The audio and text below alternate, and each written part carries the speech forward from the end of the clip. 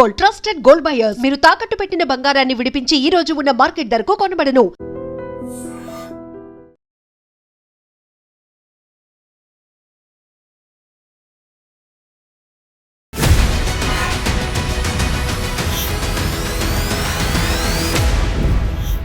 Sudden Congress party BJP మీద ఎందుకంత attack చేస్తోంది? కేంద్రానికి వెళ్ళి నరేంద్ర మోడీ గారు భారతీయ జనతా పార్టీకి వెళ్ళి వారు ప్రధానమంత్రి ఉన్నప్పుడు కూడా భారతదేశానికి వారు ప్రధానమంత్రి. మన రైట్ ఏదైతుందో మనకి ఇవ్వాల్సింది ఇవ్వాలనే ఉద్దేశంతో ముఖ్యమంత్రి గారు కానీ మా మంత్రులు కానీ ఇప్పుడు కూడా కేంద్రంలో భారతీయ జనతా పార్టీ అధికారంలో ఉన్న, రాష్ట్రంలో ఉన్న కాంగ్రెస్ పార్టీ అధికారంలో ఉందని వివక్షత చూపించకుండా ఇప్పటిదాకా వేచి చూశారు, ఇప్పటి నుంచి మొదలు పెట్టారు అనుకుంటే ఈ పని ముందే ఎందుకు చేయలేదు? కేంద్ర ప్రభుత్వాన్ని అడగలేదు, మా దగ్గరికి రాలేదని చెప్పి పదే పదే ముందు వెళ్ళి మాట్లాడుతున్నారు. తెలంగాణకి వెళ్ళి ఇక్కడ ఏదైతే రిప్రజెంటేటివ్ లెక్క రాష్ట్ర ముఖ్యమంత్రి గారు మంత్రులు కేంద్ర ప్రభుత్వానికి వారి యొక్క బాధ్యతని గుర్తు చేయడానికి అనేక సార్లు కలవడం జరిగింది. దక్షిణాది రాష్ట్రాల్లో కర్ణాటకలో సీఎం మార్పు అనేది జరిగింది, ఇప్పుడు తెలంగాణలో కూడా జరగబోతుంది. మాక్సిమం అంటే ఇంకొక 6 నెలల పాటు అనేదో ఎందుకు అంత బలంగా వినిపిస్తోంది? చాలా స్పష్టంగా రేవంత్ రెడ్డి గారు ముఖ్యమంత్రిగానే వారి యొక్క నాయకత్వంలో రాబోయే ఎన్నికల్లో కూడా వెళ్తామని చెప్పి ఉత్తమ్ కుమార్ రెడ్డి గారు, భట్టి గారు ఉన్న మంత్రివర్గంలో మంత్రులు రాబోయే ఎన్నికలు కూడా రేవంత్ రెడ్డి గారి ఫేస్ తోటి రేవంత్ రెడ్డి గారి నాయకత్వంలోనే ఎన్నికల్లోకి వెళ్తామని కూడా చెప్పడం జరిగింది. ఎగ్జాక్ట్లీ 2034 వరకు నేనే సీఎంగా ఉంటా, ఆ టైంలో నేను ఇప్పుడు అధికారాన్ని కాంగ్రెస్కి అప్పగించి నేను జాతీయ పార్టీలోకి వెళ్తాను అనేది సీఎం రేవంత్ రెడ్డి చెప్తున్నారు. అయినప్పుడు కూడా రేవంత్ రెడ్డి గారు మేడం తనని చెప్పడం పక్కన పెట్టాడు, మా పార్టీ అధ్యక్షుడు కూడా స్పష్టత ఇచ్చారు కదా. బట్ పార్టీ అధ్యక్షుడికి సీఎం రేవంత్ రెడ్డికి మధ్యలో గ్యాప్ ఏదన్నా వచ్చిందా? కలిసిమెలిసి ఒక కుటుంబ సభ్యుల లెక్క మేము ఉంటే దాన్ని జీర్ణించుకోలేక తట్టుకోలేక కొంతమంది దానిపైన విషం చిమ్మే ప్రయత్నం తప్ప తెలంగాణ రాష్ట్ర ప్రజలకి మేము ఇచ్చిన సంక్షేమాన్ని, మేము ఇచ్చిన హామీలని నెరవేర్చి మేము చేస్తాన్న డెవలప్మెంట్ మీరు చేసి చూపించాలనే దానిపైన దృష్టి తప్ప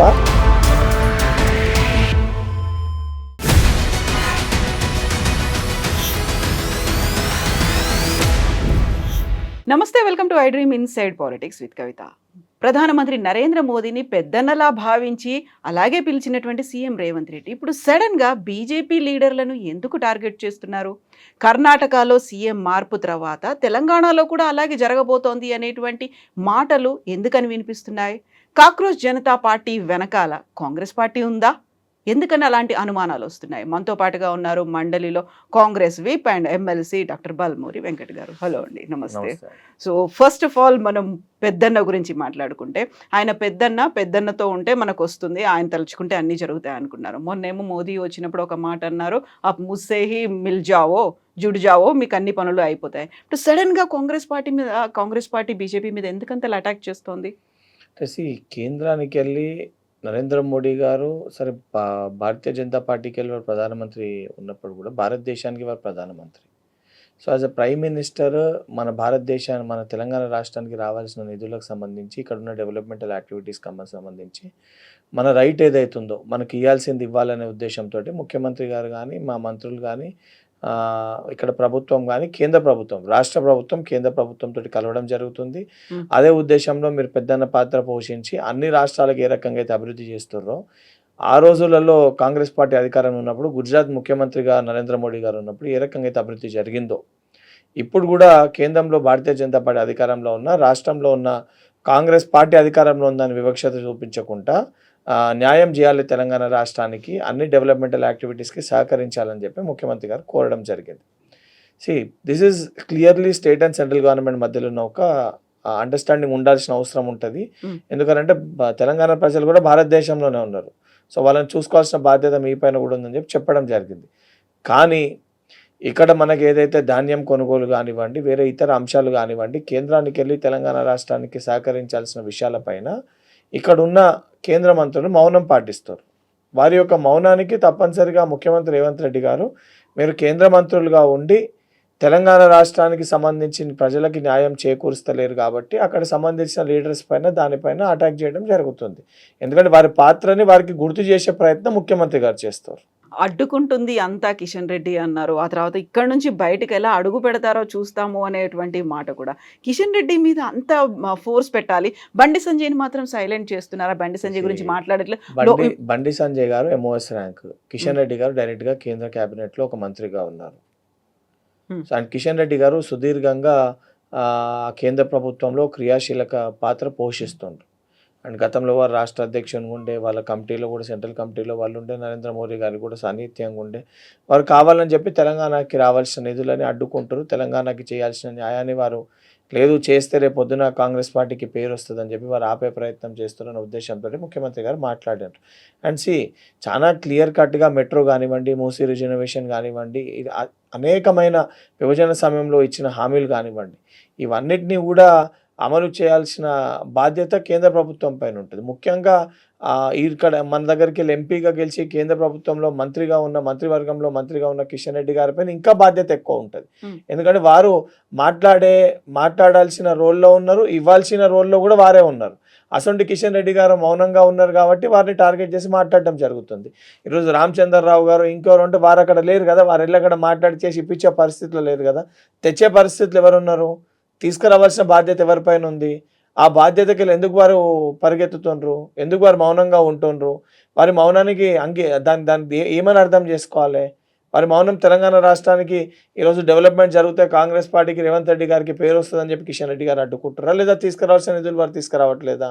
అయితే ఒక కేంద్ర మంత్రి కొంచెం దగ్గరయ్యారు, ఒక కేంద్ర మంత్రి మీద అటాక్ చేస్తున్నారు అంటే బండి సంజయ్‌కి, సీఎం రేవంత్ రెడ్డికి మధ్యలో ఫ్రెండ్‌షిప్ ఉంది అనేటువంటి మాట వెరీ రీసెంట్‌గా జరిగినటువంటి ఇన్సిడెంట్‌లో కూడా వాళ్ళ అబ్బాయిని దాచిపెట్టడం, ఆ తర్వాత చివరికి రాహుల్ గాంధీ చెప్పిన తర్వాత మాత్రమే ఆ యాక్షన్‌లోకి తీసుకున్నారు అని. మేడం ఇవన్నీ ఎవరో చెప్పినట్టు లేదా చెప్తే చూసినట్టు చాలా మంచిగా మాట్లాడుకోనికి బాగుంటాయి అంటే హ్మ్. అననీకి. హ్మ్. రాహుల్ గాంధీ గారు చెప్పిర్రంటే చెప్తే రేవంత్ రెడ్డి గారు ఎవరిన్నారు, ఎవరు చూసిర్రు? ఊహజంత ఊహలకు మనం ఏదో గీసుకొని ఇది అయ్యి కాకుండా ఉంటది. సీఎం ఆ మాట అన్నారు ఆహా, కదా! అంటే కుచ్ హో రహా హై అబ్ దేఖో అన్నట్టుగా ఆయన రేవంత్ రెడ్డి అని అన్నారు, See, రాహుల్ గాంధీ చెప్పారు ఒక అనేది. విషయము మనం ఎక్స్పెక్ట్ చేసేది ఏదన్నా కూడా ఇష్యూ ఏదన్నా అయినప్పుడు ప్రొసీజర్ ప్రకారంగా యాజ్ పర్ లా సిస్టమ్ అనేది వర్క్ చేస్తుంది. ఎవరైనా కూడా సహచర పొలిటీషియన్కి అదే రకంగా సలహా ఇస్తారు. ఇప్పుడు నేను కూడా ఏదైనా ఇష్యూ అయినప్పుడు ఫ్యామిలీలో ఇంకెవరైనా తప్పు చేస్తే ఆ ఫ్యామిలీ పర్సన్కి 100% ఇప్పుడు కేటీఆర్ గారు ఏదైనా తప్పు చేస్తే కేసీఆర్ గారి పైన బాధ్యత ఉంటుంది, ఆ తప్పు చేయకుండా చూసుకునేది.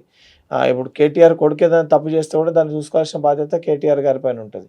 సో పిల్లలు చేసిన దానికి తల్లిదండ్రుల పైన అది వచ్చి వారు ఇబ్బంది పడుతారు కాబట్టి దాన్ని ఏ రకంగా అని చెప్పి వారు ఒక నార్మల్ కాంటెక్స్ట్లో వారు మాట్లాడి తప్ప ఎక్కడ కూడా బండి సంజయ్ గారి దగ్గర అని చెప్పి పోలీస్ అధికారులు భగీరథ్ని పట్టుకోకుండానో, లేదా యాజ్ పర్ లా ప్రకారంగా సెక్షన్స్ పెట్టకుండానో, లేదా స్టేషన్ బెయిల్ ఇచ్చో అసలు ఏం జరగలేదే.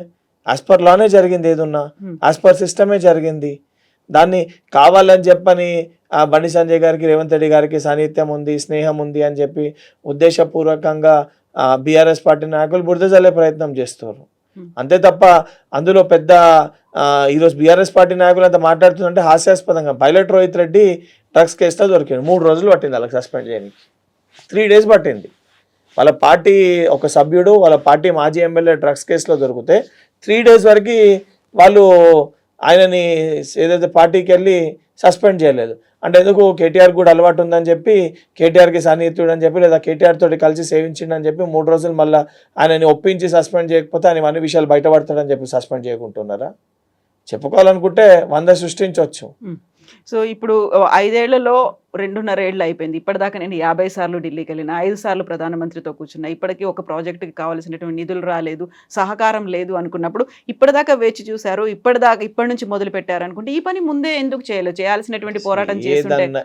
ఏదన్నా కూడా కేంద్ర ప్రభుత్వాన్ని అడగలేదు, మా దగ్గరికి రాలేదని చెప్పి పదే ముందు వెళ్ళి మాట్లాడుతుండే. కేసీఆర్ గారు ఉన్నప్పుడు కూడా ఏ రోజు మమ్మల్ని కలవలేదు, ఏ రోజు మాకు రిప్రజెంటేషన్స్ పెట్టలేదు, ఏ రోజు ఏది కావాలో చెప్పలేదు అని చెప్పి పదే బీజేపీ భారతీయ జనతా పార్టీ నాయకులు పదే ఈ విషయాన్ని ప్రస్తావించడం జరిగింది. సో బాధ్యతతోటి యాజ్ ఎ రాష్ట్ర ప్రభుత్వం తెలంగాణ రిప్రజెంటేటివ్ లెక్క, తెలంగాణకి వెళ్ళి ఇక్కడ ఏదైతే రిప్రజెంటేటివ్ లెక్క రాష్ట్ర ముఖ్యమంత్రి గారు, మంత్రులు కేంద్ర ప్రభుత్వానికి వారి యొక్క బాధ్యతని గుర్తు చేయడానికి అనేక సార్లు కలవడం జరిగింది. ఇవి ఇవ్వాల్సిందే, ఇవి కావాలి, ఇది ఇవ్వాల్సిన బాధ్యత మీ పైన ఉందని చెప్పడం జరిగింది. 2.5 సంవత్సరాల సమయాన్ని ఇచ్చిండ్రు. వాళ్ళు ఇప్పటికి కూడా మౌనంతో ఇక్కడ కాంగ్రెస్ పార్టీ అధికారం ఉంది కాబట్టి మేము నిధులు ఇవ్వము, తెలంగాణకి వివక్ష చూపిస్తాము, లేదా వాళ్ళ ఎంపీలు నోటికి వచ్చినట్టు పార్లమెంట్లో తెలంగాణ విభజనని ఒక పాకిస్తాన్ తోటి మనల్ని పోల్చడము, ఈ అంశాలన్నింటినీ కూడా మనం కూడా జీర్ణించుకోలేము, మనం కూడా ఊహించుకోలేము. సో దానిపైన పోరాటం చేయాలి, మీరు ఇదే రకంగా చేస్తే మా ఒక్క స్టాండ్ కూడా వేరే రకంగా ఉంటుందని చెప్పి దానిపైన స్పష్టత ఇవ్వడం జరిగింది. ఎందుకు అడిగిర్రు, ఫస్ట్కి వెళ్ళి కొట్లాడుతుందంటే ఎవరైనా కూడా ఫస్ట్ అడగాల్సిన బాధ్యత అయితే ఉంటుంది కదా. యాజ్ పర్ సిస్టమ్ ప్రొసీజర్ ప్రకారం ఇప్పుడు ఒక ఇష్యూ ఉంది, ఇష్యూ పైన ప్లస్ రిప్రజెంటేషన్ అయితే ఇవ్వాలి కదా. రిప్రజెంటేషన్ ఇచ్చి దాని తర్వాత 3 సార్లు కలిసి దాని తర్వాత కాకపోతే కదా అజిటేషన్ మోడ్కి వచ్చేది. దేనికన్నా కూడా ఒక ప్రొసీజర్ ఉంటుంది కదా. డైరెక్ట్గా కొట్లాడి యుద్ధం చేసి మన పర్సనల్ సరే భారతీయ జనతా పార్టీకి కాంగ్రెస్ పార్టీకి కొట్లాడి ఉందని చెప్పి మొదటి రోజుకెళ్ళి కొట్లాడి తెలంగాణ రాష్ట్రాన్ని ఆగం చేసి ఇక్కడ ప్రజల్ని ఆగం చేయాలని ఒక ఆలోచనతో ముఖ్యమంత్రి గారు పనిచేయలేదు, మరొక బాధ్యతతోటి పనిచేసాను. కాకపోతే ఇదే పని ఒక వివక్ష చూపించింది, లేకుంటే తెలంగాణకి కావలసినటువంటి నిధులు ఇవ్వలేదు అనే మాట 10 ఏళ్ల పాటు బీఆర్ఎస్ అదే చెప్పింది. అది సీఎం రేవంత్ రెడ్డి ఇంకొంచెం టైం ఇచ్చి చూద్దాం అనుకుంటే చాలా కీలకమైనటువంటి 2.5 ఏళ్ళు కూడా గడిచిపోయింది, మిగిలింది ఇప్పుడు 2.5 ఏళ్ళు. వాళ్ళ టైంలో రీజన్ చెప్పిండ్రు, మాకు ఏది తీసుకురాలేదు, మాకు ప్రాజెక్ట్స్ తీసుకురాలేదు, మాకు ఈ ప్రాజెక్ట్ డిపిఆర్ ఇవ్వలేదు, లేదా మాకు ఈ ప్రాజెక్ట్కి సంబంధించి అసలు ఏం రిప్రజెంటేషన్ పెట్టలేదు, మెట్రో ఎక్స్పాన్షన్ గురించి ఏం పెట్టలేదు, మూసీ రిజర్వేషన్ గురించి మమ్మల్ని నిధులే అడగలేదు అని వాళ్ళు అనేక కారణాలు చెప్పారు. అసలు ఏ తప్పులు కూడా రాష్ట్ర ప్రభుత్వం తరఫుకెళ్ళి ఉండొద్దని చెప్పి యాజ్ పర్ ప్రొసీజర్ ఏదైతే చేయాలో అన్నీ కూడా స్టేట్ గవర్నమెంట్ చేసింది. చేసినాక కూడా వాళ్ళు స్పందిస్తలేరు కాబట్టి ఈరోజు వాళ్ళు చెప్పలేకపోతున్నారు, మాకు రిప్రజెంటేషన్ ఇవ్వలేదు, మమ్మల్ని కలవలేదనే మాట భారతీయ జనతా పార్టీ నాయకులు అనలేకపోతారు. ఎండ్ ఆఫ్ ది డే మనకి ఫైనల్ మనకి రిజల్ట్ ఇచ్చేది, ఫైనల్ మన మ్యాండేట్ తేల్చేది ప్రజలు. సో ఈరోజు ప్రజలు అవన్నింటినీ గమనిస్తారు. ముఖ్యమంత్రి గారు కలిసింది చూసిర్రు, ముఖ్యమంత్రి గారు ఢిల్లీకి వెళ్ళింది చూసిర్రు, కేంద్ర మంత్రుల్ని కలిసింది చూసిర్రు. ఇంత అయినాక కూడా భారతీయ జనతా పార్టీ ఏ రకంగా వివక్ష చూపిస్తుంది కూడా ఈరోజు ప్రజలు గమనిస్తారు. సో ప్రజలు ఇవన్నింటినీ గమనించి రాబోయే రోజుల్లో మన 8 మంది ఎంపీలను గెలిపించారు. కాంగ్రెస్ పార్టీకి 8 ఇస్తే భారతీయ జనతా పార్టీకి 8 మంది ఎంపీలను ఇచ్చారు, 8 మంది ఎమ్మెల్యేలను గెలిపించారు. ఈరోజు వాళ్ళ వైఖరి ఏ రకంగా ఉందో, వాళ్ళు ఏ రకంగా పనిచేస్తారో ప్రజలు ఇవన్నింటినీ గమనిస్తారు.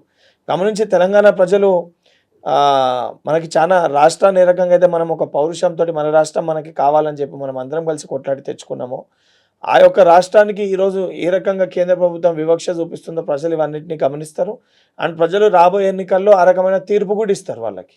సో ఇప్పటిదాకా వాళ్ళు ఏదో చేస్తారు అనుకున్నప్పుడు, వాళ్ళకి కావాల్సినటువంటి రికమెండేషన్స్ లేకుంటే ఇవన్నీ రిక్వెస్ట్లు పెట్టిన తర్వాత కూడా రాలేదు అన్నప్పుడు బీఆర్ఎస్ ఒక మాట అంటూ ఉండేది, ఇక్కడ కాంగ్రెసే కాదు బీజేపీ కూడా అధికారంలో ఉంది, రెండూ కలిసి 2 జాతీయ పార్టీలు ఇక్కడ ప్రభుత్వాన్ని ఏర్పాటు చేశాయి అన్నప్పుడు ఒక జాతీయ పార్టీకి అర్థమైపోయిందా, కాంగ్రెస్ పార్టీకి అర్థమైందా బీజేపీ నుంచి ఇంకేం కాదు, ఒక ఫ్రెండ్షిప్ కాదు, పెద్దన్న కాదు, ఇంకా తాడపేడ తేల్చుకోవాల్సిందే అనేది? అసలు బీఆర్ఎస్ పార్టీ రాష్ట్రీయ పార్టీయా, ప్రాంతీయ పార్టీయా, లేదా నా రీజనల్ పార్టీయా, నేషనల్ పార్టీ అని వాళ్ళకే క్లారిటీ లేదు. వాళ్ళది కూడా నేషనల్ పార్టీ అని చెప్పి వాళ్ళే టీఆర్ఎస్ని బీఆర్ఎస్గా మార్చారు. సరే వాళ్ళు మాట్లాడే మాటలకు పెద్ద శాంటిటీ ఉంటుంది, అది పక్కకు పెట్టండి. ఈరోజు భారతీయ నేషనల్ పార్టీస్కి శత్రువులు ఇవాళ కూడా చెప్తున్నారు, స్టేట్ గవర్నమెంట్కి సెంట్రల్ గవర్నమెంట్ ఒక పెద్దన్న లెక్క పాత్ర పోషించాల్సిందే అన్ని స్టేట్స్కి. సెంట్రల్ గవర్నమెంట్స్ రాష్ట్రానికి వెళ్ళి మనం ట్యాక్సులు కడుతున్నాం కదా, కట్టిన పన్నులనే కదా మనం రిటర్న్ అడిగేది, మన రాష్ట్ర అభివృద్ధి కోసము, ఇక్కడ ప్రజల సంక్షేమం కోసమే కదా మనం అడిగేది, ఇక్కడ స్టేట్ డెవలప్మెంట్ కోసమే కదా మనం అడిగేది. ఆ రోజు అహ్మదాబాద్లో వాళ్ళు ఏదైతే సబర్మతి రివర్ ఫ్రంట్ వారు నిర్మించుకున్నారో ఆ రోజు కేంద్రంలో ఉన్న కాంగ్రెస్ ప్రభుత్వం సహకరించింది కదా. ఆ రోజు మేయర్గా అహ్మదాబాద్లో మేయర్గా కాంగ్రెస్ పార్టీ ఆ రోజు అక్కడ మేయర్గా ఉండే, కాంగ్రెస్ రిప్రజెంటేటివ్ ఆ రోజు మేయర్గా ఉండే, కలిసి పనిచేశారు కదా డెవలప్మెంట్ కోసం. ఈరోజు కూడా ఆ రకంగా పనిచేయాలని చెప్పి అని అడుగుతున్నాము. వాళ్ళు ఇప్పటికి కూడా స్పందించక, లేదు రేవంత్ రెడ్డి గారు కాంగ్రెస్ మనిషి, లేదా కాంగ్రెస్ ప్రభుత్వం ఇక్కడ ఉంది, లేదా కాంగ్రెస్ ప్రభుత్వానికి పేరు వస్తుంది, రాకూడదు, దీన్ని ఎట్లా అడ్డుకోవాలని వారి రోజు వివక్ష చూపిస్తే తప్పనిసరిగా పోరాటం చేస్తాము. సో వివక్ష అనేది విభజన ప్రాపర్గా జరగలేదు అనే దాన్ని బేస్ చేసుకునే ఉందా? ఎందుకంటే ఈ విభజనకు సంబంధించి అటు గతంలో ఆయన ప్రధానమంత్రి అభ్యర్థిగా ఉన్నప్పుడు మోదీ అన్నారు, ఆ తర్వాత పార్లమెంట్లో అదే మాట వచ్చింది. ఈ మధ్య కాలంలో కూడా విభజన గురించి 12 ఏళ్ల తర్వాత కూడా ఎందుకని మాట్లాడుతున్నారు? ఒకటి, తెలంగాణ అనేది ప్రతి ఒక్కరు కూడా ఇక్కడ పుట్టి పెరిగి ఉన్న ప్రతి ఒక్కరు కూడా మనకు ఒక సెంటిమెంట్, ఎమోషన్. అది కేవలము రాష్ట్రం అని పక్కన పెడితే మనందరూ కూడా మన రాష్ట్రము, మన స్టేట్ కావాలని చెప్పి, ఏమొస్తుందని తెలియకపోయినా కూడా కావాలి, మన రాష్ట్రం మనకు కావాలని చెప్పి మనం అందరం కలిసి కూడా పోరాటం చేస్తాం. విభజన ప్రాంతీయవాదమో కాకుండా అది అయిపోయింది. మన రాష్ట్రం మనకి ఏర్పడ్డది 12 ఏళ్ళు అయిపోయింది. 10 ఇయర్స్ కంబైన్డ్ క్యాపిటల్ ఉన్న తర్వాత వాళ్ళ క్యాపిటల్ వాళ్ళు నిర్మించుకుంటారు. ప్రతిసారి పదే పదే పాకిస్తాన్తో ఈ విభజనను పోలుస్తారు. ప్రాపర్గా అస్సలు జరగలేదు, శాస్త్రీయంగా జరగలేదు, అంతా అవకతవకలతో ఉంది. ప్రతిసారి కాంగ్రెస్ పార్టీయే జవాబు చెప్పుకోవాల్సినటువంటి పరిస్థితి. ఆ జవాబైనా ప్రాపర్గా కాంగ్రెస్ చెప్పుకుంటుందా విభజనకు సంబంధించి? మేడం, విభజన సరిగా జరగలేదు అని చెప్పి మాట్లాడేది ఎవరు? మాట్లాడుతుంది ఎవరు? మాట్లాడుతుంది ఎవరు? హ్మ్. ఇప్పుడు నిజంగా విభజన సరిగా జరగలేదు, విభజన కరెక్ట్గా జరగలేదు అని అంటే అదే విషయము ఎన్నికల సమయంలో చెప్పాలి. లేదు దీన్ని ఇట్లా చేస్తాం అట్లా చేస్తామని. ఎందుకు ఈ సెంటిమెంట్స్ రెచ్చగొట్టి అన్నదమ్ముల లెక్క కలిసి ఉన్న 2 రాష్ట్ర ప్రజలను ఎందుకు విభజించే ప్రయత్నం చేస్తారు? ఎందుకు కొట్లాటలు పెట్టే ప్రయత్నం చేస్తారు? ఎన్ని రోజులు డెవలప్మెంట్ పైన చర్చ పెడదామనంటే మతాన్ని అడ్డం తీసుకొని వస్తారు, డెవలప్మెంట్ పైన చర్చ పెడదామనంటే రాష్ట్ర విభజనలు అడ్డం తీసుకొని వస్తారు. ఇంకా 12 ఏళ్ళు అయిపోయింది సెంటిమెంట్ ఎమోషన్స్ని అడ్డం పెట్టుకొని ఈరోజు అధికారానికి వచ్చి, ఇంకా కూడా సెంటిమెంట్ ఎమోషన్స్ని అడ్డం పెట్టుకొని ఇంకా రాజకీయం చేయాలని అనుకుంటే ఇప్పుడు ఆ జెన్జీ యూత్ మీరు అన్న ఇప్పుడు ఈ కాక్రోచ్ జనతా పార్టీ ఇటువంటివి ఇందుకే పుట్టుకొని వస్తాయి. ప్రజలు ఒక సాచురేషన్ పాయింట్ అనేది ఉంటుంది దేనికన్నా. ఆ సాచురేషన్ పాయింట్ దాటింది అనుకోండి, సామాన్యమైన ప్రజలే రోడ్డుపైకి వచ్చే పరిస్థితి ఏర్పడుతుంది.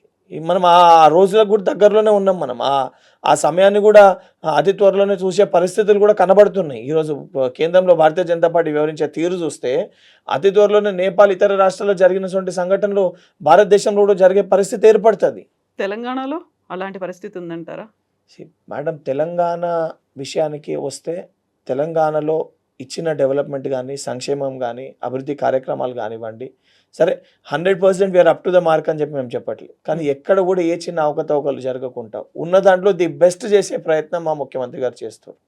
అది మహిళల సంక్షేమం కానీ, విద్యార్థులకు ఎడ్యుకేషన్ పైన కానివ్వండి, హాస్పిటల్స్ డెవలప్మెంట్ పైన కానివ్వండి, లేదా రైతులకి ఇవ్వాల్సిన సంక్షేమ పథకాలు కానివ్వండి, సన్నాలకు బోనస్లు కానివ్వండి, రుణమాఫీ కానివ్వండి, చెప్పుకుంటూ పోతే ప్రతి సంక్షేమం. At the same time developmental activities, Hyderabad జిహెచ్ఎంసీని 3గా విభజించడం కానివ్వండి, హైడ్రాని తీసుకురావడం కానివ్వండి, లేదా రీజనల్ రింగ్ రోడ్డు నిర్మాణ పనులు కానివ్వండి, 4th సిటీ కానివ్వండి, లేదా ఈరోజు ఇంటిగ్రేటెడ్ స్కూల్స్ డెవలప్మెంట్ కానివ్వండి, లేదా స్పోర్ట్స్ యూనివర్సిటీ కానివ్వండి, స్కిల్ యూనివర్సిటీ కానివ్వండి, ప్రతి రంగంలో కూడా ప్రతి వర్గానికి ప్రతి ఒక్కరు కూడా న్యాయం చేకూర్చాలని ఒక సంకల్పంతో ప్రజాప్రభుత్వం పనిచేస్తుంది. రైజింగ్ తెలంగాణ 2047 అనే ఒక నినాదంతో ఇక్కడ ముందుకు వెళ్తున్నాం. కనబడుతుంది ఇక్కడ ఏమేమి చేస్తున్నాం అనేది. ఇది 8 లక్షల కోట్ల అప్పు భారం ఉన్నప్పటికీ కూడా 1వ తారీఖు జీతాలు ఇవ్వాలి, ఏదైతే 1వ తారీఖు అలా జీతాలు వాళ్ళ అకౌంట్లో వేయడం కానివ్వండి ప్రభుత్వ ఉద్యోగులకి, ప్రతి దాంట్లో కూడా వీఆర్ డూయింగ్ ద బెస్ట్. కేంద్రంకి వెళ్ళి సహకారం లేనప్పటికీ కూడా ఎక్కడ కూడా ఏం ఆపలేదే.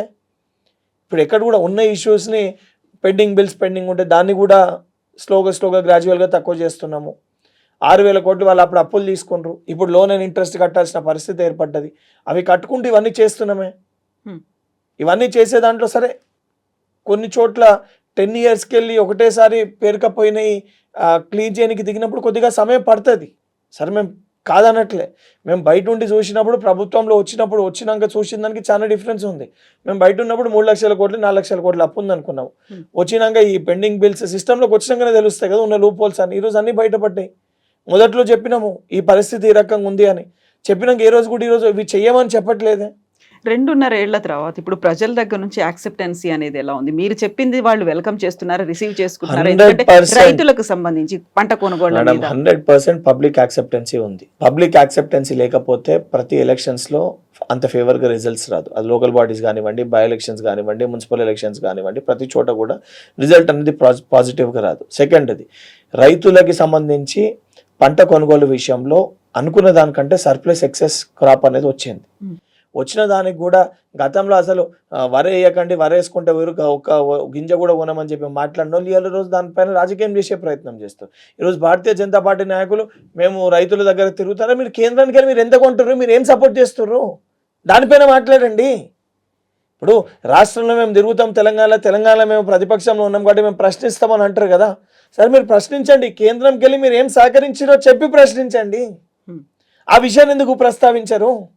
మీ కేంద్రంలో నరేంద్ర మోడీ గారు ప్రధానమంత్రిగా ఉన్నారు, మీరు చెప్పండి తెలంగాణ రాష్ట్రంలో మేము రైతులకు ఇంత సంక్షేమం చేసినామని చెప్పి మమ్మల్ని అడగండి, లేదా ఇంత తీసుకొచ్చి మాట్లాడండి.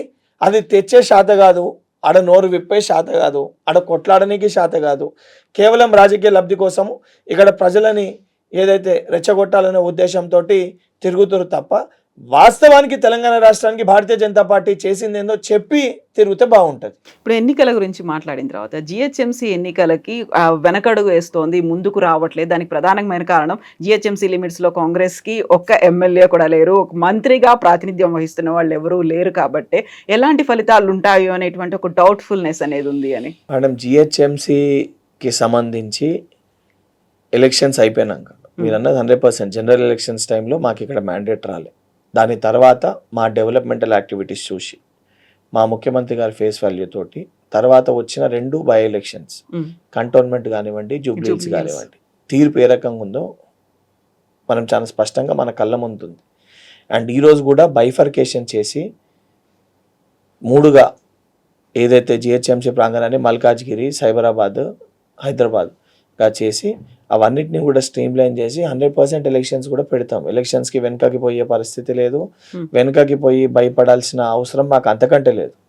ఎందుకంటే మేము ఇచ్చిన సంక్షేమము, మేము చేస్తున్న డెవలప్మెంటే ప్రజలు మాకు ఓట్లేసి గెలిపిస్తారని ఒక సంపూర్ణ నమ్మకం, విశ్వాసం మాకుంది. అయితే దక్షిణాది రాష్ట్రాల్లో కర్ణాటకలో సీఎం మార్పు అనేది జరిగింది, ఇప్పుడు తెలంగాణలో కూడా జరగబోతుంది. మాక్సిమం అంటే ఇంకొక 6 నెలల పాటు అనేది ఎందుకు అంత బలంగా వినిపిస్తోంది? అసలు ఏడనిపిస్తలేదు మేడం. మరి నేను పార్టీలో ఉపాధ్యక్షునిగా ఉన్నా, ప్రభుత్వంలో విప్పుగా ఉన్నా తప్ప ఎక్కడ కూడా మా మధ్యలో అయితే ఈ చర్చ ఈ రోజు వరకు వినబడలేదు. నేను మీ దగ్గరనే కొత్తగా వింటున్నా. చాలా స్పష్టంగా రేవంత్ రెడ్డి గారు ముఖ్యమంత్రిగానే వారి యొక్క నాయకత్వంలో రాబోయే ఎన్నికల్లో కూడా వెళ్తామని చెప్పి ఉత్తమ్ కుమార్ రెడ్డి గారు, భట్టి గారు, ఉన్న మంత్రివర్గంలో మంత్రులు, మా పార్టీ అధ్యక్షుడు మహేష్ కుమార్ గౌడ్ గారు అనేక సందర్భాల్లో చాలా స్పష్టంగా మాట్లాడడం జరిగింది. రాబోయే ఎన్నికలు కూడా రేవంత్ రెడ్డి గారి ఫేస్ తోటి, రేవంత్ రెడ్డి గారి నాయకత్వంలోనే ఎన్నికల్లోకి వెళ్తామని కూడా చెప్పడం జరిగింది. ఎగ్జాక్ట్లీ 2034 వరకు నేనే సీఎంగా ఉంటా, ఆ టైంలో నేను ఇప్పుడు అధికారాన్ని కాంగ్రెస్కి అప్పగించి నేను జాతీయ పార్టీలోకి వెళ్తాను అనేది సీఎం రేవంత్ రెడ్డి చెప్తున్నారు. అయినప్పుడు కూడా రేవంత్ రెడ్డి గారు మేడం తనని చెప్పుకోవడం పక్కన పెట్టండి, మా పార్టీ అధ్యక్షుడు కూడా స్పష్టత ఇచ్చారు కదా. బట్ పార్టీ అధ్యక్షుడికి సీఎం రేవంత్ రెడ్డికి మధ్యలో గ్యాప్ ఏదన్నా వచ్చిందా? మధ్యలో వచ్చినటువంటి ఆ వార్తలు, అనుమానాలు ఇవన్నీ ఎందుకు? ఏది లేదు. ఇవన్నీ కూడా ఏందనంటే కలిసిమెలిసి ఒక కుటుంబ సభ్యుల లెక్క మేము ఉంటే దాన్ని జీర్ణించుకోలేక, తట్టుకోలేక కొంతమంది దానిపైన విషం చిమ్మే ప్రయత్నం తప్ప ఎక్కడ కూడా మా పార్టీలో మా అధ్యక్షునిగా, మా ముఖ్యమంత్రి గారి మధ్యలో ఎటువంటి గ్యాప్ లేదు. 100% మా పార్టీలు అందరం కూడా మేము ఒక కోఆర్డినేషన్ తోటి పనిచేస్తున్నాము. ఏమన్నా చిన్న చిన్న డిఫరెన్సెస్ ఆఫ్ ఒపీనియన్స్ అనేటివి ఉంటాయి. ఆ డిఫరెన్సెస్ ఆఫ్ ఒపీనియన్ ఉంటే మా కుటుంబ పెద్దగా మా AICC general secretary incharge Meenakshi Natarajan గారు ఉన్నారు. వారు 100% అవన్నిటిని కూడా సమన్వయం చేసి మా ఫస్ట్ ప్రయారిటీ తెలంగాణ రాష్ట్ర ప్రజలకి మేము ఇచ్చిన సంక్షేమాన్ని, మేము ఇచ్చిన హామీలని నెరవేర్చి మేము చేస్తాన్న డెవలప్మెంట్ మేము చేసి చూపించాలనే దానిపైన దృష్టి తప్ప వేరే వాటిపైన బీఆర్ఎస్ పార్టీయో, బీజేపీ పార్టీయో మా మధ్యలో చిచ్చు పెట్టి 10 ఏళ్ళు దొంగలు లెక్క దోచుకున్న వాళ్ళ దొంగతనం బయటపడొద్దని చెప్పి మా పైన బురద జల్లే ప్రయత్నం వాళ్ళు చేసినా, 12 ఏళ్ళుగా అధికారం నుండి వాళ్ళు ఏమీ చేయలేకపోయిన దాన్ని ఎక్కడ ప్రజలు గుర్తిస్తారనే భయంతో మా పైన బురద జల్లనికి భారతీయ జనతా పార్టీ చేసినా అవన్నిటిని పట్టించుకునే పరిస్థితి లేదు.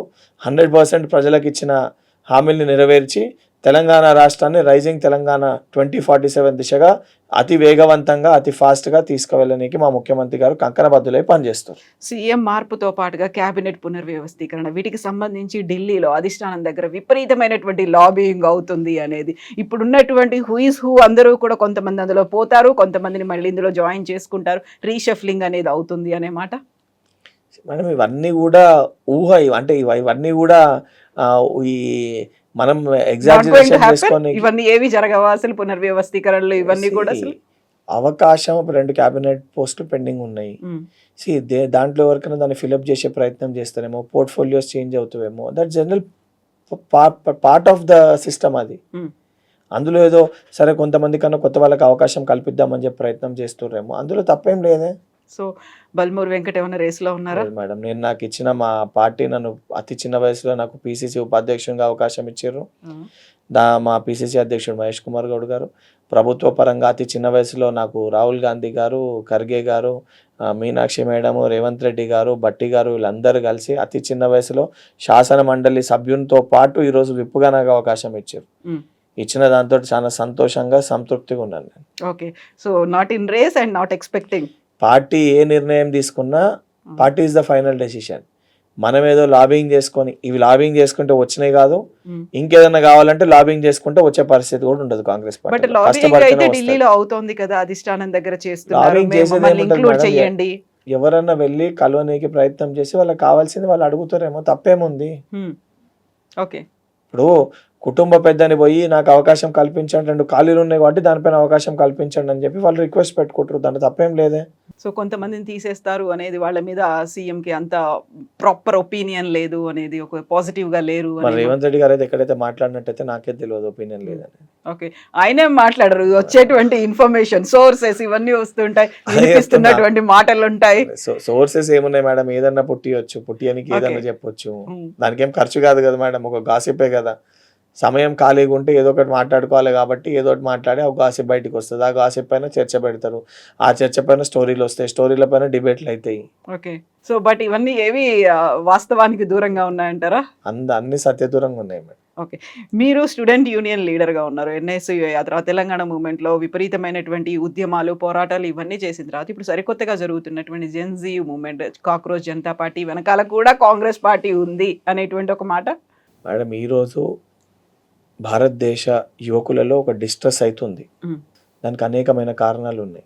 ఎందుకనంటే జెన్జీ యూత్ అంటే ఇప్పుడున్న యంగ్ జనరేషన్ మన మతం పేరుతోటో కులం పేరుతోటో వాళ్ళని అట్రాక్ట్ చేసే పరిస్థితి అయితే లేదు. ఇప్పుడున్న ఫ్రెష్ జనరేషన్ 18 to 25 years అయితే ఏజ్ ఉందో, ఎస్పెషల్లీ 16 అని కూడా తీసుకోవచ్చు, సరే మనం 16 years to 25 years age group ఏదైతే ఉందో ఇప్పుడున్న ఫ్రెష్ జనరేషన్, దాన్ని జెన్జీ అని మనం మాట్లాడుకుంటాము. వీళ్ళని మనము దేవుని పేరు చెప్పో లేదా కులం పేరు చెప్పో లేదా మతం పేరు చెప్పో ఎమోషనల్గా అయితే వాళ్ళని మనము హక్కున చేర్చుకునే పరిస్థితి అయితే లేదు.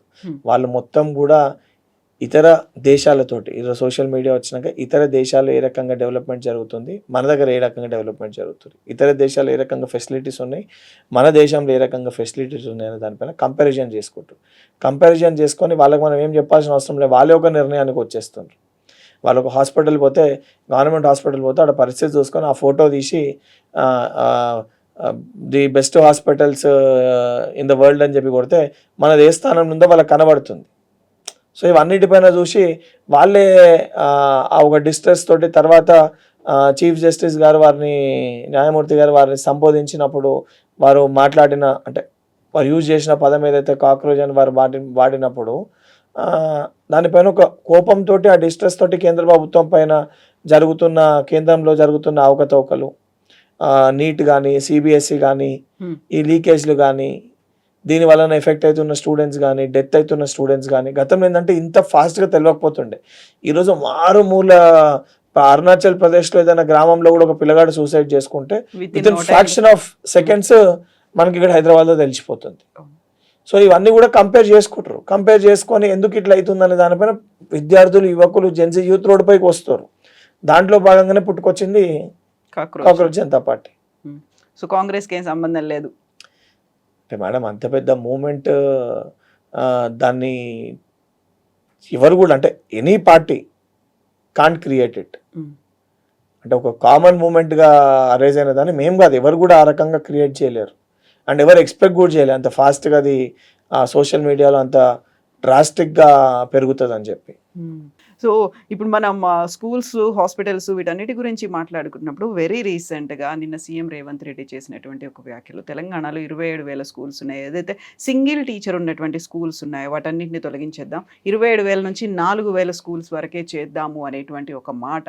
అది ఇప్పుడు టీచర్స్ దగ్గర నుంచి విపరీతమైనటువంటి వ్యతిరేకత వస్తుంది కదా మేడం. దాంట్లో ముఖ్యమంత్రి గారు మాట్లాడిన దానికి ఇప్పుడు నేను 3 o'clockకి దానిపైన ప్రెస్ మీట్ కూడా పెట్టడం జరిగింది, అంటే క్లారిటీ తోటి ఇద్దాం. దాంట్లో ఏంటంటే చిన్న చిన్న స్కూల్స్ ఎక్కడైతున్నాయో మూసేద్దామనే దానికంటే కూడా ఏంటంటే కంబైన్ చేసి ఒక పెద్ద స్కూల్గా చేసి ప్రతి టీచర్ కూడా అంటే ఇక్కడ కూడా టీచర్ స్ట్రెంత్ తగ్గకుండా స్టూడెంట్స్ స్ట్రెంత్ పెరిగే విధంగా దాని ప్రయత్నం చేద్దామనే ఉద్దేశంతో వారు చెప్పారు తప్ప ఉన్న స్కూళ్ళన్నీ మూసేసి టీచర్లందరినీ తక్కువ చేద్దామనే ఉద్దేశంతో వారు మాట్లాడిన అంశం కాదు. కాకపోతే దూరంగా ఎక్కడో ఉన్నారు వాళ్ళందరూ స్కూల్స్ కు దూరం అవుతున్నారు కాబట్టి ఆ తాండాలో లేకుంటే ఆ కాలనీలో ఒక స్కూల్ మండలంలో ఇప్పుడు ఫర్ ఎగ్జాంపుల్ మోడల్ స్కూల్ అని, తెలంగాణ మోడల్ స్కూల్ అని చెప్పి ఇబ్రహీంపట్నం కాన్స్టిట్యున్సీలో మేము వెబ్సాంధ్రం వెళ్ళి ఒక స్కూల్ని చూసి వచ్చినాం. ఆ స్కూల్ స్ట్రెంత్ ముందు అంటే pre primary block, primary block బ్లాక్స్గా చిన్నది ఉండే టీచర్స్ ప్రాపర్గా లేకుండా ఇప్పుడు దాన్ని అన్ని కూడా స్ట్రీమ్ లైన్ చేస్తే 1 yearలో 3000 అప్లికేషన్స్ వచ్చినాయి. ఆ స్కూల్ స్ట్రెంత్ ముందు 1200 ఉంటే దాని తర్వాత 3000 అప్లికేషన్స్ వచ్చినాయి. ఆ రూట్లలో ఉన్న ఆ రూట్ల స్కూల్ దాన్ని 1600 అంటే స్ట్రెంత్ 3000 వరకే ఉంది. అంటే దాన్ని పెద్ద చేసింది ఏం లేదు, బేసిక్ కొంచెం చేసి దాన్ని నార్మల్గా ప్రైవేట్ స్కూల్ ఏ రకంగా ఫెసిలిటీస్ ఉన్నాయి, స్పోర్ట్స్ అన్నిటితోటి కలిపి దాన్ని క్యాంపస్ని కొంచెం నీట్గా చేస్తే upper middle class students parents కూడా వాళ్ళ పిల్లల కోసం అక్కడ అడ్మిషన్స్ కోసం అప్లై చేసుకుంటారు. సో ఆ రకంగా ప్రతి మండలంలో కూడా అసలు ఒక 2-3 స్కూల్స్ పెట్టాలని, ప్రతి మండలంలో కూడా 2-3 స్కూల్స్ పెట్టి వాళ్ళకి బస్ ఫెసిలిటీస్ కల్పిస్తే ఆ బస్సుకి ఏదైతే ఉందో బస్సెస్ గవర్నమెంట్కి ఉంటుంది, దాని తర్వాత మెయింటెనెన్స్ స్టూడెంట్స్కి ఇక్కడ అంతా కూడా ఆడ పేరెంట్స్ కంప్లీట్ చేస్తుంది. సో ఆ రకంగా ఒక విజన్ తోటి ఎడ్యుకేషన్ సిస్టమ్ని డెవలప్ చేయాలని చెప్పి ముఖ్యమంత్రి గారు మాట్లాడి తప్ప దాన్ని ఏదో వ్యతిరేకంగా తీసుకొని ఎవరైతే స్కూళ్ళు మూసేసి కొత్త స్కూళ్ళు తెరవకుండా అద్దె భవనాలలో పాఠశాలల్ని పెట్టిన వాళ్ళు కూడా ఈరోజు దానిపైన విమర్శలు చేసే ప్రయత్నం చేస్తారు. దానిపైన క్లారిటీగా లెక్కలతో సహా ఎట్లా చేద్దాం ఏందో కూడా దాని యాక్షన్ ప్లాన్ కూడా చెప్పడం జరుగుతుంది. కాకపోతే గతంలో ఉన్నదానికి అప్పుడు ఉన్నటువంటి వ్యతిరేకత, ఆ ప్రభుత్వ వ్యతిరేకత అంతా గవర్నమెంట్ స్కూల్ టీచర్లు కావచ్చు, ఉద్యోగులు కావచ్చు, కాంగ్రెస్ పక్షాన్ని నిలిచిండ్రు, కాంగ్రెస్ లో గెలవడానికి కూడా వాళ్లే ప్రధాన భూమిక పోషించిన వాళ్ళకి ఇప్పుడు వ్యతిరేకంగా వాళ్ళ కోపం వస్తోంది. మీరు అంటే వాళ్ళకి కమ్యూనికేట్ అయినది ప్రాపర్ గా కమ్యూనికేట్ కాలేదు కాబట్టి నా సొంటోళ్ళం దానిపైన స్పష్టత ఇవ్వడానికి ప్రెస్ మీట్ పెట్టి దానిపైన క్లారిటీ ఏ రకంగా చెప్పిరని దానిపైన కూడా చెప్పే ప్రయత్నం చేస్తాం. ఓకే, ఇదంతా కూడా నా ఎడ్యుకేషన్ పాలసీ కోసం, తెలంగాణ కోసం ఆకునూరి మురళి తయారు చేసినటువంటి దాంట్లో భాగంగానే తీసుకుంటున్నారు. ఆయనేమో రిజైన్ చేసి వెళ్ళిపోయారు. మేడం, ఆకునూరు మురళి గారు ఇచ్చిన ఐడియాస్, వారు ఇచ్చిన ఇంప్లిమెంట్ చేయడానికి ఏదైతే కొన్ని గవర్నమెంట్ కొన్ని సజెషన్స్ ఇచ్చారో అందులో ప్రాక్టికల్గా ఏమున్నాయో 100% ఆ సజెషన్స్ అనేవి పరిగణలోకి తీసుకోవడం జరుగుతుంది. కానీ చాలా క్లియర్గా చెప్తున్నాం, ఎక్కడ కూడా టీచర్స్ని తక్కువ చేయాలని కానీ టీచర్స్ని పక్కన పెట్టాలని కానీ ఉద్దేశం ఈ ప్రభుత్వానికి లేదు. కానీ ఎడ్యుకేషన్ సిస్టమ్ని బలపరచాలి, క్వాలిటీ ఆఫ్ ఎడ్యుకేషన్ పిల్లలకు అందించాలి, అండ్ అందుబాటులో ది బెస్ట్ స్కూల్స్ని టీచర్స్ కూడా ది బెస్ట్ ఫెసిలిటీస్ ఇవ్వాలనే ఉద్దేశంతో ప్రభుత్వం పనిచేస్తుంది. ఎందుకంటే గతంలో ఎక్కడైతే సింగిల్ టీచర్ స్కూల్స్ని డెవలప్ చేసింది అక్కడ ఉన్న వాళ్ళు దూరం అవ్వకుండా ఉన్నాయి. ఇప్పుడు అన్నిటినీ కలిపి ఒక చోట పెట్టాలి, స్ట్రెంత్ చేయాలి, ఇవన్నీ అనుకున్నప్పుడు అక్కడ ఉండేటువంటి లాభ నష్టాలు కూడా ఉంటాయి కదా. వీటన్నిటికీ సంబంధించి ఆలోచన లేకుంటే పక్కా ప్రణాళిక, ఇప్పుడు మళ్ళీ సెకండ్ అకాడమిక్ ఇయర్ మళ్ళీ స్టార్ట్ అవ్వబోతోంది కాబట్టి ఉన్నటువంటి డౌట్స్ అనేవి ఉన్నాయి. ఆ తర్వాత ఒక రకంగా ఆగ్రహం వస్తుంది, పేరెంట్స్లో కన్ఫ్యూజన్ కూడా ఉంది, మా స్కూల్ ఉంటుందా పోతుందా, మా కాలనీలో ఉంటుందా. మేడం, ఎటువంటి ఇబ్బందులు పడకుండా పేరెంట్స్కి టీచర్స్కి ఎవరు కూడా ఇబ్బందులు రాకుండా ఉండాలనే ఉద్దేశంతో ఎడ్యుకేషన్ సిస్టమ్ని ది బెస్ట్ వేలో సెట్ చేయాలనే ఉద్దేశంతో ప్రక్షాళన చేయాలి. 10 ఏళ్ళు పట్టించుకోలేదు వాళ్ళు, మొత్తం కూడా ఎడ్యుకేషన్ సిస్టమ్ ఖరాబ్ అయిపోయిందనే ఉద్దేశంతో ఆ శాఖని స్వయంగా ముఖ్యమంత్రి గారు తన దగ్గర పెట్టుకోరు. That it self shows how importance is giving to education system అనేది. ఎంత ఇంపార్టెన్స్ ఎడ్యుకేషన్ సిస్టమ్కి ఇస్తారో that it self is a message. Every week, నేను కూడా అదే బ్యాక్గ్రౌండ్కి వెళ్ళి వచ్చిన కాబట్టి ఎవ్రీ వీక్ ముఖ్యమంత్రి గారు దానిపైన రివ్యూ చేస్తారు. ఎడ్యుకేషన్ దానిపైన రివ్యూ చేసి ఎక్కడెక్కడ ఏమేమి ప్రాబ్లమ్స్ ఉన్నాయో అన్నింటినీ రెక్టిఫై చేస్తారు. అండ్ ఏదన్నా మంచి చేసే ముందు కొద్దిగా ఇబ్బందులు అనేటివి వస్తాయి. ఇబ్బందులు వచ్చినాయని చెప్పి మంచి చేయడం ఆపేస్తే భవిష్యత్తే ఉండకుండా పోతుంది. సో వీటన్నిటిని తొందరలోనే అడ్రస్ చేస్తారు. 100%. Thank you so much Venkat గారు. Thank you.